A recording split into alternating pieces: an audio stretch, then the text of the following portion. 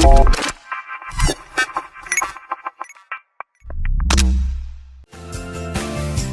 everybody, welcome to the podcast, Olympic Minds Leadership Beyond Limits. This is a podcast for the leader of leaders, the visionary of visionaries. This is a podcast for leaders who want to go beyond success into significance and beyond mediocrity into mastery. This is not a theory-based podcast because the guests I have on the podcast, they are results-driven. They have heart-proven. They are grit-tested. So, hey, again, I'm Sherry Winn, two-time Olympian, national championship basketball coach, award-winning speaker and author of 5 leadership books. So today on my show is Doug Crowe, and I want to tell you that I met Doug. We actually met on Zoom. That's how we met. We happened to be in the same little breakout room. We got to know each other a little bit better, and I was like, I like this guy because he's authentic, because it's easy to connect with him. And so I was like, what do you do? Well, he's the founder of Authority Fusion. He does personal branding, he publishes books, and he helps ghostwrite books. So if you're writing a book and you want to use that as part of your brand, this is your go-to guy. So Doug, why don't you tell the audience a little bit more about yourself? Wow, thank you so much. Well, I got to start with you, Sherry, because I remember our first conversation about, and I've used this story so many times about my favorite thing to do, which is intentional networking. And this is, I gotta start with this because it's so valuable. I've shared this story so much, but yeah, we met, we chat a little bit. We had a one-on-one conversation about maybe doing your own book. And after, 15, 20 minutes, you're like, you know what? Your compilation books, what you're doing right now are working for you. So don't bother with doing a full one. Just keep doing what you're doing. It's working. And, I think a couple of years passed by, if I'm not mistaken. All of a sudden, this guy calls me up. Hey, Sherry Winn said I should do a book with you. I'm like, Sherry Winn.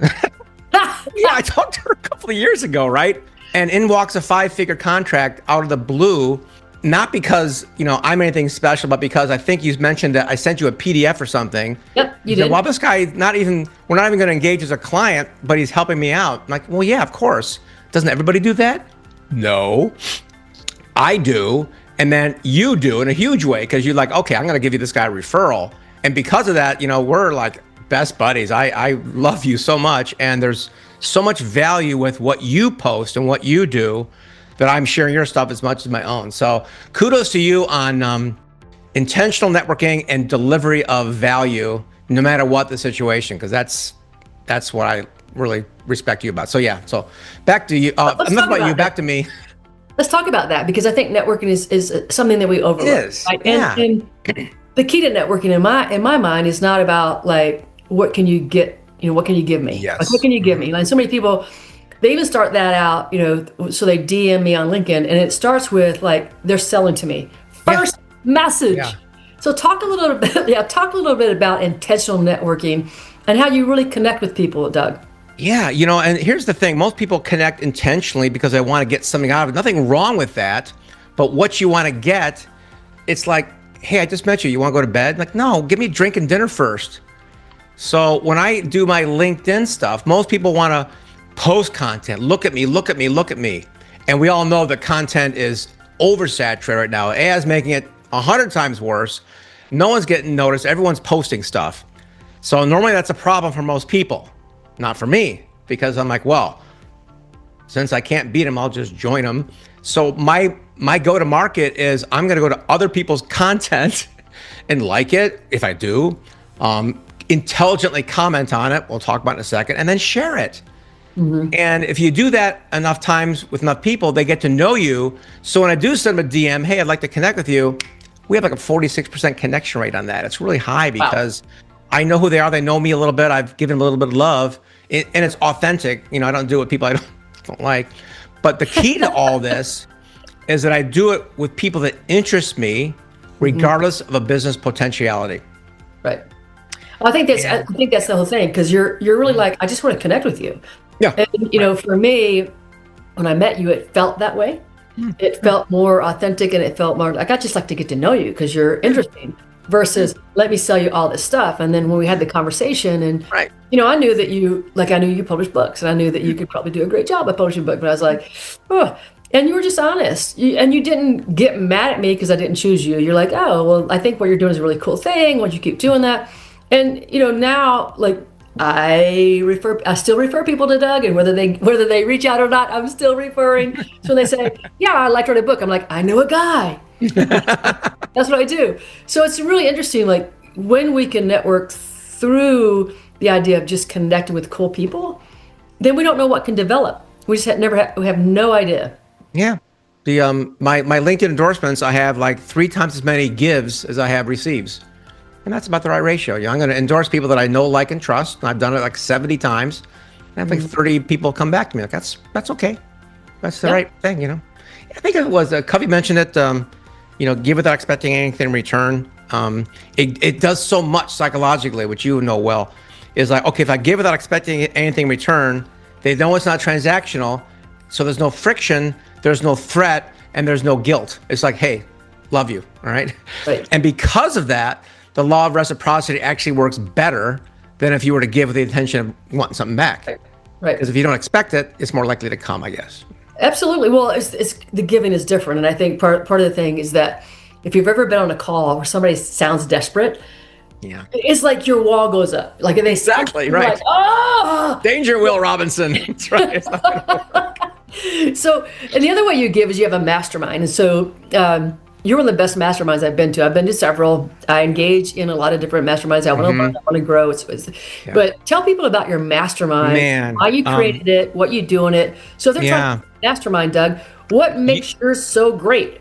And I'm going to brag a little bit, but the testimonial page is there. And you were at a great one we did in Vegas, and not to make you feel bad or anything, but the one we just did in Charleston was even better than that one. And I'll tell you why. Because I tried to do a lot at our Vegas thing, and it was a lot of things going on. I'm like, what if I just narrowed it down? So the premise of our mastermind events is, number one, it's not a revenue source for us. We don't charge 20 grand. It's like, $500 for a couple of days, which is like, huh, what? He goes, follow me on this. There's no keynote speakers. There's no workshops, and it's a pitch-free zone. Right. Oh, so it's a true mastermind. Yeah, but we call it the Visionaries Roundtable, and our roundtable sessions are designed to assist that person at a much deeper level than what you're used to.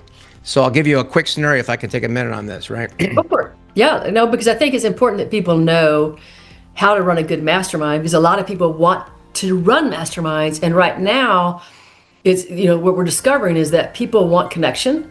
They're tired of the online programs. They truly want, because they're going back to, because now it's so much AI, and we're writing material, but can that person actually live the material and give the material in such a way that is connecting? And so people are going back to these kind of live events. So tell us more. Right. So live event is the linchpin for that. Of course, we have monthly online things as well. But the live event, the first thing we do is we do a meet and greet and get to know people, talk about how to present yourself. But the roundtable sessions, there's about only 5 people at a table now, so it's smaller than what you saw. And everybody takes a few minutes to talk about what they do, their biggest obstacle, what they've tried to do to get around it, and what they're looking for. Then the table has a 10-minute session of clarifying questions, because you don't want to just give advice without some more depth to it. After that, everybody contributes some ideas strategically, tactically, or relationally to that person's challenge, right? And we record everything on a digital voice recorder. Now, do that with all the people at the round table for all the tables. So it's a lot of data we collected. That night, my team and I go through them all, get the transcripts. We've got a 700-word prompt on this thing. We take their LinkedIn profile, their discussion, their website, and this massive prompt. Out comes the most fascinating go-to-market plan you've ever seen in your life, because it has the combination of real people's ideas and strategy and tactic combined with the AI formatting of go-to-market, summary, SWOT analysis, your workflow, your checklist, your best practices, a book idea, everything you can imagine in this. It's like a 15 to 20 page document. And I handed that out the next day, and people are like, holy crap, I've never seen this before. That's value right there. That's value, right? You get to leave home with something in your hand without having to scribble at your notes or forget the business card. It's all there. Wow. I know I sat at one of those round tables and people were so brilliant. I was like, wow. Yeah. I mean, I was sitting with, I think he was a billionaire. I'm pretty sure he's a billionaire. Yeah, Mohan, yeah. And I was like, wow, I can't. I don't even know what question to ask you because you got so much information, and so you get to do that. And I think one of the things that we forget, like you cannot up level yourself if you're not around people that are at that level. Like you have to be able to have those connections with other people. Yeah. And one of the things for me, Doug, is when I went from college basketball coach into this business, you can imagine, like, I didn't know anybody. I had no ability to, how do I up level myself when I don't know folks? Yeah. And you're just giving people the opportunity to up level because you have to be around people who've done it, achieved it, know the pathway, and most of those people, which is phenomenal to me, most people who have achieved a level, they're not afraid to share. Of course. Right.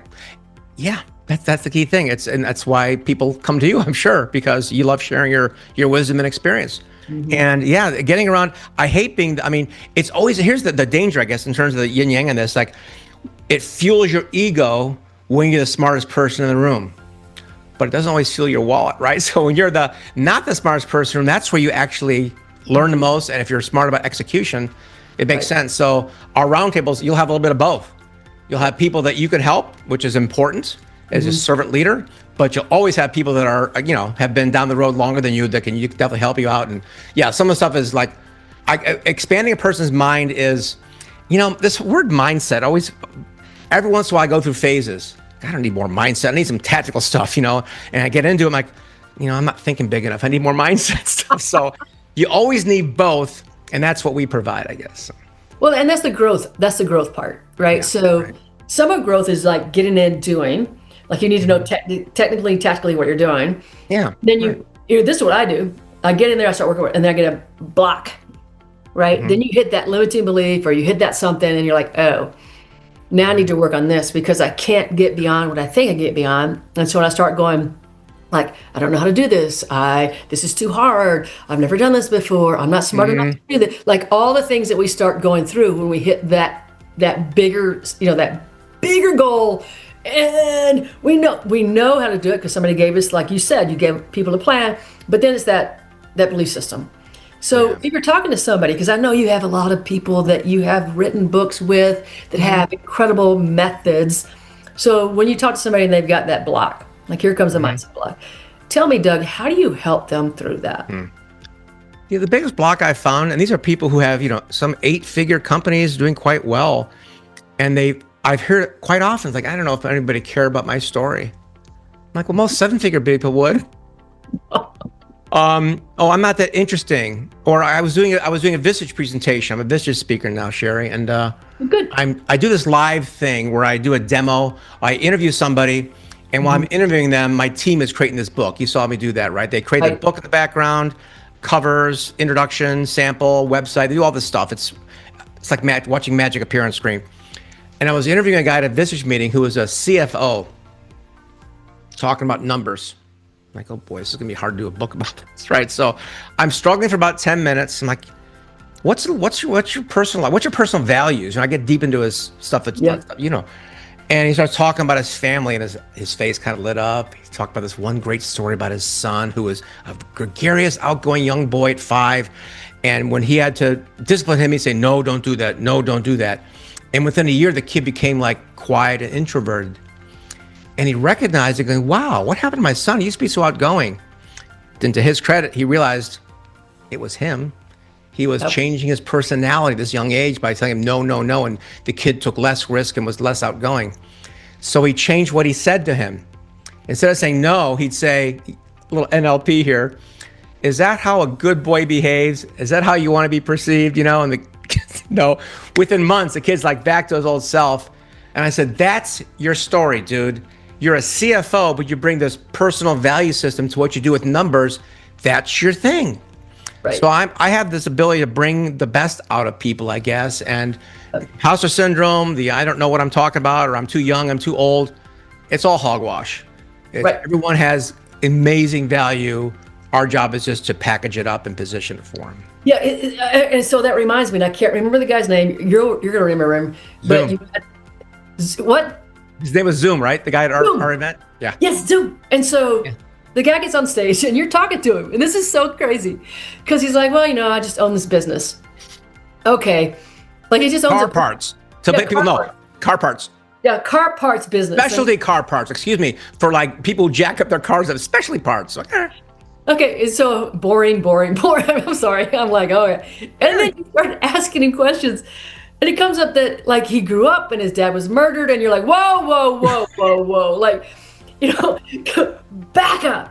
And then how he, how the next his mother, had a relationship, and the next guy was abusive, and how he went on out of his own, and he started, he started like at McDonald's or something for whatever it was, like minimum wage. Yeah. He was eating, I think, peanut butter sandwiches. Like he would buy a jar of peanut butter and a loaf of bread. And he existed on that for a week so he could save his money, so he could invest. And I'm like, dude, like, how can you not Journey.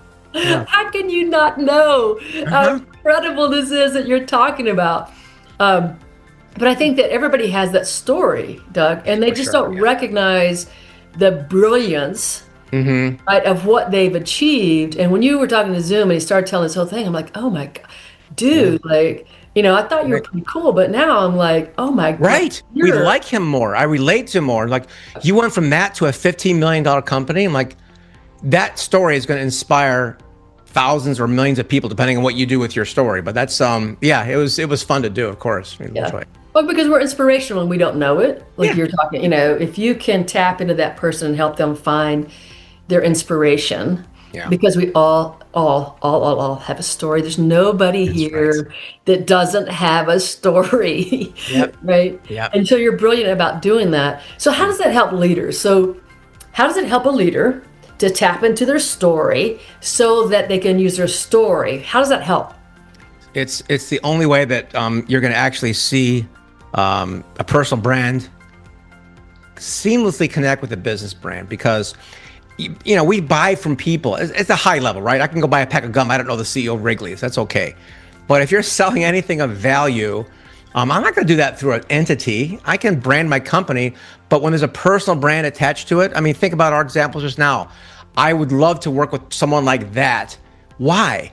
Because it makes him a human. And we want to, with all this AI stuff coming where people are chitting about it, and I don't know, you want to deal with a human. And it's so important. It's more important nowadays than ever, I believe, to build that personal brand and be effective at that story. And an origin story has to have a point. It can't just be here I am, but what can I draw from that as a listener? Right. Resilience, maybe inspiration. Sure. Is this the kind of person I want to do business with? I have a Vistage chair that I know who's got a trash removal company, right? They pick up trash at your home and stuff. And he asked a question, said, I focus on hiring people who are just out of rehab. And I do that because I like it, because he's got a personal reason for that. Right. But I'm afraid to announce that to the world because it might damage my brand value. And I thought about his question, and I said, well, there's two sides to this. Number one, if it was me, I wouldn't want those people who judge me. They can go pound sand. I'm doing good, and I'm making money at it, and I'm helping people out, so screw you. Right. On the other hand, you could help people who are on the fence about that by educating them through your origin story about how they're for the grace of God go I. That could have been me, and I'm helping this thing out. So I think it will work for him to do that. If he chooses it, it's up to him. But that vulnerability only works when it's vulnerability with purpose or strength. So I think that's. I love that you said that, because I think that there are people, and I've met them on airplanes. Yeah. And they just like blah, and I'm like, I don't know you, and this whole story you're telling me is way too much, because you don't even know me, and of course we're gonna go off the plane out, and I won't know who you are, and we'll probably never interact again, because I'm gonna make sure I don't, because you gave me way too much stuff, right? You gave me way too much stuff, because it has to have a purpose. You just don't go in and like vomit up your entire life story. Right. Just too much for people, right? And they need to know. They need to know the vulnerability. What does that bring in? Like if I always tell leaders, you have to show a little bit vulnerability, because people can connect with you. Exactly. Right. And it's important because without that, you're seen as it's like we read stories about a 25-year-old kid who becomes a billionaire with some app. We hate him. Yeah. Like, you've had no challenges. You haven't been through the crap like I have. You became a billionaire because you were lucky or smart. Screw you. I don't even like you, right? Yep. Well, if we don't have the dips and the valleys and the chains of what we've gone through, you're boring. And not because everybody else has Right. trauma and life experience. So we relate to somebody who is equal to us or had even a worse time. Then the empathetic thing kicks in. Oh my God. And you did that? Wow. If you can get past that and be where you are, what's my excuse? Inspirational has a endpoint to it. Yeah. Yeah. It's just a humanizing, right? I just talked to one of my coaching clients and she's like, her partner, she puts on a pedestal. I said, and she's dealing with her unworthiness, which is a common theme among people, right? Yeah. And so I was like, you've got to, yes, he's brilliant, but you can't put him so high. You just told me stories about him, and I'm like, not a great way to interact, not a great thing to say. I said, so understand that, yes, he's brilliant. You can be brilliant, and you have vision, and you can run a great company, and still be human. You can still be human. And when you put yourself up so high that people go, I can never get there, I cannot relate to you, then what you're doing is effectively disconnecting from everybody. Exactly. And I work with a lot of, as you do, founders and CEOs of middle market companies. And man, they are so much more interesting to me than the latest Elon Musk story. Nothing wrong with Elon, what he's doing, right? Okay, great. Go occupy Mars, dude. I love it. It's great. Be a trillionaire. But the people who are building America or doing things or employing people who are not known, the quiet movers and shakers, they're fascinating to me. So that's why we love doing their books. Yeah, I mean, and you learn I think the connection is this. We tend to think, people would say to me, you don't know what it's like. And I go, oh. Right, okay. Because they all think that you were born in the right place at the right time with the right parents, and your pathway was like this golden road where everything just laid out perfectly. I'm like, none of that existed. No. None of that existed. And I'm not saying this to prove to you how great I am, but I want you to understand that it's really true. It doesn't roll out that way for anybody. Maybe some people were born a little bit luckier. Let's just say that, because that's true. Of course. Some people, maybe you came from a wealthy family, but I will guarantee you somewhere in all of that, there was dysfunction. There was a problem. There was a little bit of trauma. There was something you had to come through. And we need to know, because we don't need to have an excuse. We need to know, there is no excuse. There's no excuse. There's no excuse that let me say this. There's no excuse that you cannot overcome.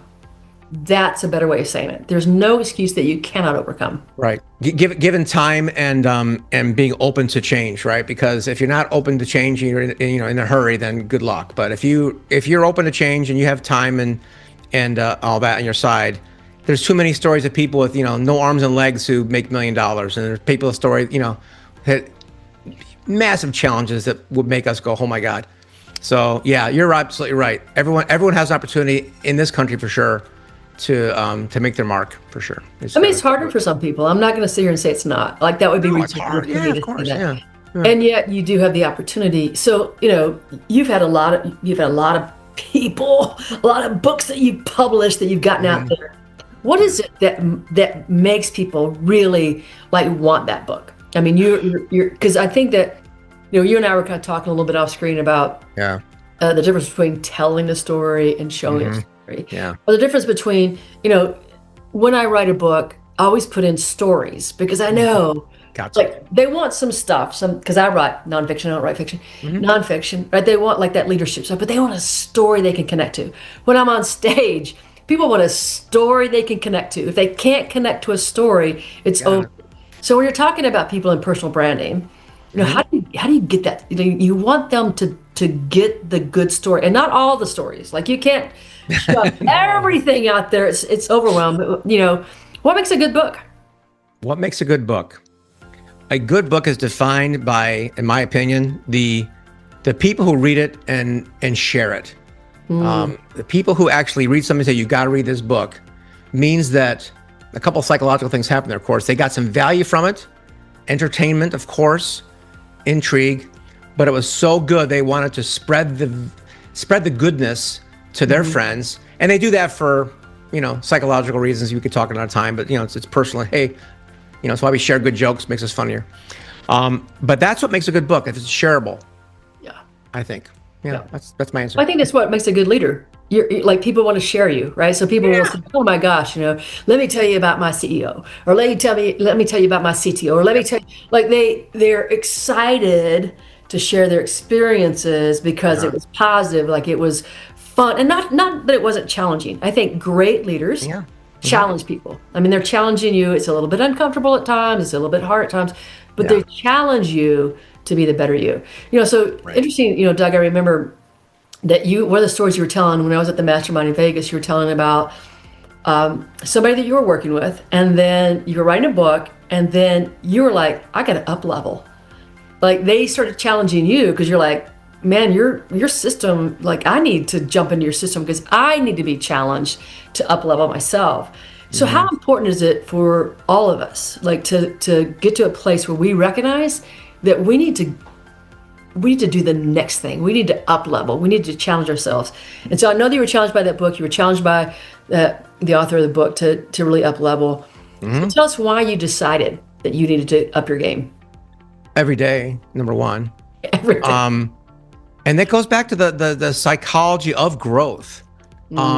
You probably have seen people that when they retire, they turn into slugs and they go ahead and die. It's like, that's why, people who have an exit or retire who are still active as a consultant or something, they're more vibrant, they're more giving and all that stuff.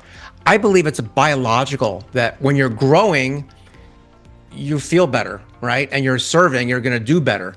If you are status quo, nature doesn't like that. And you wither and die, either psychologically, spiritually, physically. It doesn't really go very well if you're not growing. So when you're challenged, and even though it might be uncomfortable, deep inside, God, I want to get this. If you're whatever your personality type is, right? If you're a go-getter, you love it. If you're not, you embrace it. If you're afraid of it and you still do it, you feel better for doing it. So there's always going to be a trigger there on anything where growth is going to reward you.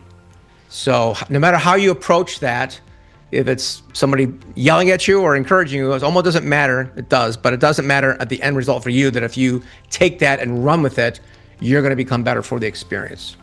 Absolutely. When I was 50, everything in my life had been about athletics. I mean, I popped out as an athlete, like really, I did. Like I was like, let's go, and from the youngest age, I started playing sports. Youngest age. I mean, as soon as I could walk, I was going to throw a ball, I was going to catch a ball, I was going to do something. And I did that all through my childhood, and I got to extend my career back then where women didn't have a lot of chances, but I got to extend it through the Olympics. And then I got into coaching. And at 50, I go, I'm going to do something different. And everybody's like, what? Like, what? Like, you're really good at what you do. I'm like, yeah, I'm ready. Yep. And so I ventured in this world I knew nothing about. Nothing. Amazing. Like, at 50. I really thought it was going to be easy. You started that at 50, right? At 50. That's what you said? Yeah, 50. And so I thought, and this is a good thing, because if you knew everything it was going to take, you would never start it, right? And so that's a blessing. And I had to learn so much. I'm still learning. I'm still growing. But it rekindled a fire in me, and it rekindled like that purpose. I get up every day. I have a purpose, and I don't ever want to, Doug. I never want to get up and feel like, oh, what am I going to do today? Watch TV. I like that. Like I am connected to the vibrancy of purpose, and I can't imagine somebody that really is driven by purpose. Deciding to retire and do nothing. Now you could do hobbies and you could do like good things for people, but to not wake up with a purpose would be, like you said, they'd go retire, die. I hate these trite expressions, but if you're not growing, you're dying is actually kind of true. So however you position that for your life, you better keep moving and growing and doing and thinking and encouraging and serving, because otherwise, why are you here? So it just makes me wonder, what's the most challenging growth that you had to face that you were able to overcome? How much time do we have left? So this is like a 4-minute story, if that's okay. Yep, 4-minute story is great. I was a real estate developer and trainer and coach. I had a radio show on real estate investing. I was the top of my game. I had students. I had money. I had buildings. It was wonderful. and I had an airplane. I was doing great. And 2008 came in, and things didn't go so well for Doug. So a lot of people said, yeah, I had a foreclosure. And I'm like, I can up that. I had 19 foreclosures, bankruptcy, divorce. And when you're in depression, because I was clinically depressed for about 9 months, sometimes it gets really bad and you think about taking your life. Yep. And if it's mild depression, it comes and goes. If it's serious depression, it stays and lingers. And it was lingering, it was sticking around, and it was a daily companion. And the hollow point bullet in my gun sat on my desk. So I'm going back. I said, I don't really want to do this, but I'm thinking about it because I don't care anymore. But I'm going back to what got me to where at my peak, not my valley. Right. I went back to, my book from Tony Robbins or my CD from Zig Ziglar or all these guys who were encouraging and positive and got me here. I open up their books now and I hate them.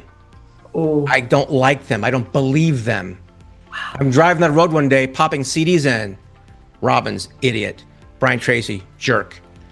And I popped in this, about 2.5 hours on the road. I was driving to Iowa from Chicago. I popped the CD in, Sherry, and 9 months of clinical depression, gone in 6 seconds. Gone. I'm like, whoa, what happened? Who is this guy? I ejected. I only listened for just a few seconds, really. And I ejected. It was my goal-setting CD I had created for my students just a couple years prior that I put in there. Didn't recognize that guy's voice because he was like happy and positive, and he was like sad Doug going, who is this guy? It woke me up. Wow. And because of that, it kept me alive. It reset my life. I designed some really interesting software out of it we'll talk about another time that I'm relaunching now in next quarter. That's could transform the literature industry. But it really reset my whole life of what's possible. And, success, like failure, it's temporary. Man, that gave me chills. That gave me chills. So, who is this guy? He's great. It's me. And strangely enough, the guy who worked with me at the time just sent me an image of that CD just a couple of days ago. I hadn't heard the story in a long. I'm like, oh my gosh, I remember that. Who is this guy? He's so good. Without gray hair. Yeah. That's so funny. I mean, I think that we, and I've been there. Like you're talking about where you've been. I've been there, and I think that most of us have gotten to at least a toe into that place, right? Like I think you were fully immersed. I was fully immersed at one point. Like you, I had a gun and I was ready. Like it was like, okay. And it's so wonderful to know, if I can just go one more day in, if I can just one more hour in, if I can just if you've had that experience of success, if you had some of that knowledge and the skill set and the mindset, then you can get out of it. It's just like how. And so you were searching, which is beautiful. Searching, right? And you found because if you're searching, you're going to find what you're searching for if you're searching. That's right. You always find what you're looking for, as long as you're looking and looking with the right mindset too. If you're in mindset, oh, nothing's going to happen to me. I'm like, well, of course not. you gotta expect it, Right. So, yeah. And you have to work on that mindset. I mean, that's a hard mindset to overcome sometimes when you're like. That's right. Well, I recommend people follow Sherry Winn at the Winning Leadership Company for that mindset because she's one of the best ones at it. So that's just me. So Doug, you're so wonderful. Question. So if there's a question I haven't asked you, or if there's something that you really want to get across to the audience today, what would that be? God, there's so many things, Sherry. I don't know. Everyone's story is valuable. I keep thinking. I heard Glenn Morshower speak about this once. He's on the Series 24. He's played more military actors more military characters as an actor than anybody else in history, and he has no military background, just a great Texas accent. But he did this one presentation once. I saw him speak. It took like 20 minutes to say this, so I'll do it in 30 seconds. You are a miracle. I can't do his accent, so forgive me. But you are so unique that you don't even understand that there were 6 million people trying to get to your mother's egg, and you won that race. Okay, the odds of you being here are better than the lottery or anything else in the world. 1 out of 6 million, you won that race. That's the biggest race of life, is life itself, right? So when people say, I'm nothing, no, you won the biggest race of ever in history. You out of 6 million got there. So for what it's worth, whoever's listening to this, you are an actual miracle. And whether you believe that's an accident or not, I don't care, but you've got something to do now with that miracle. So whatever you do with it, it's up to you. So please do something. What's that for? Well, I don't know. It's so beautiful because I think that so many people don't know that. And I wake up in the morning and I've had like health issues since I was 35. Yeah. Right. And, and it's really hard because you think about, you're a 2-time Olympian. Everything I did was about physical. Like I was Yes, the jock. Play, run, jump, lift weights, ride bikes, mountain, whatever that is. And my life drastically changed. And so I wake up in the morning, the first thing I say, this body's a miracle. It's the first thing I say in the morning, this body's a miracle. Because otherwise I go, oh, this sucks. Like, this is horrible. Right. But if I start with that word, if I start with the idea, then I go around trying to prove that all day long. So I think that if you start with the idea, this is a miracle, or I'm a miracle, then you start proving it. You prove it to yourself all day long. So Doug, tell people how to reach you. If somebody's if somebody wants to write a book, somebody wants to write a book, somebody's like, I know I need to increase my brand. How do they find you? I would rephrase that saying, if you want to write or don't want to write, but you want to publish, I'm the person to talk to. You can go to number one. I'm a very approachable. Doug@dougcrowe.com is my email. You just got to put Sherry Winn in the subject line, so I know your connection with Sherry. But Doug@dougcrowe.com. We can have a chat, talk about your book. I've got a vet and validate thing that we do for people. There's a 1-month version, but the 2-day version I'll do it for you, no cost, because you're a friend of Sherry's. But if you have an idea for a book, I'll help you vet it and validate it to make sure that you're not just wasting your time. So we do a lot of things with Amazon reviews. We check those out, do some data mining, test some covers with an audience, and really find out what the value you can provide is and who cares about it, right? So there's a whole lot there, but just email me, Doug@dougcrowe.com, and put Sherry in the subject line and we'll have a chat. You're so awesome. Thank I you. just love this. I love having people on who bring good energy. I can feel at the end of our conversation today, I'm energized. I had fun. I laughed. And so that was a gift to me. Thank you so much. And for everybody else, please, please, please, you like this, please share it. You like Doug, please go check him out. He's going to tell you the truth. He's not going to try to take from you. He's a giver first. Understand how essential and powerful that is. Share this podcast and we'll see you next time. Hey, everybody, have a winning day. Bye now.